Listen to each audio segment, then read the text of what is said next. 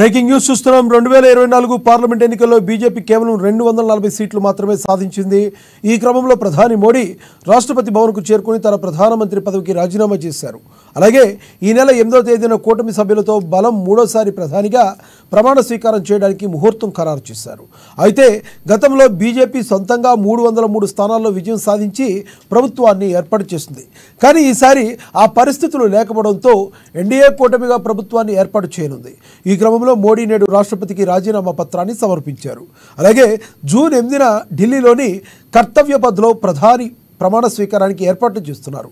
ఇందుకు గాను 7వ తేదీన ఎన్డీఏ కూటమి సమావేశం నిర్వహించి సాయంత్రానికి ప్రభుత్వ ఏర్పాటుకు పిలుపునివ్వాలని ఎన్డీఏ కూటమి సభ్యులు రాష్ట్రపతిని కోరనున్నారు.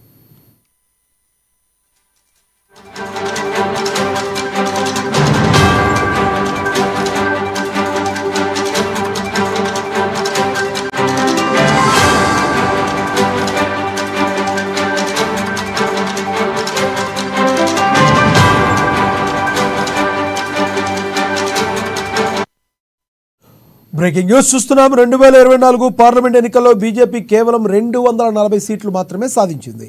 ఈ క్రమంలో ప్రధాని మోడీ రాష్ట్రపతి భవన్కు చేరుకుని తన ప్రధానమంత్రి పదవికి రాజీనామా చేశారు.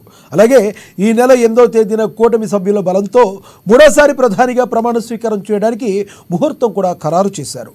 అయితే గతంలో బీజేపీ సొంతంగా 303 స్థానాల్లో విజయం సాధించి ప్రభుత్వాన్ని ఏర్పాటు చేస్తుంది. కానీ ఈసారి ఆ పరిస్థితులు లేకపోవడంతో ఎన్డీఏ కూటమిగా ప్రభుత్వాన్ని ఏర్పాటు చేయనుంది. ఈ క్రమంలో మోడీ నేడు రాష్ట్రపతికి రాజీనామా పత్రాన్ని సమర్పించారు. అలాగే జూన్ 8న ఢిల్లీలోని కర్తవ్య పథ్లో ప్రధాని ప్రమాణ స్వీకారానికి ఏర్పాట్లు చేస్తున్నారు.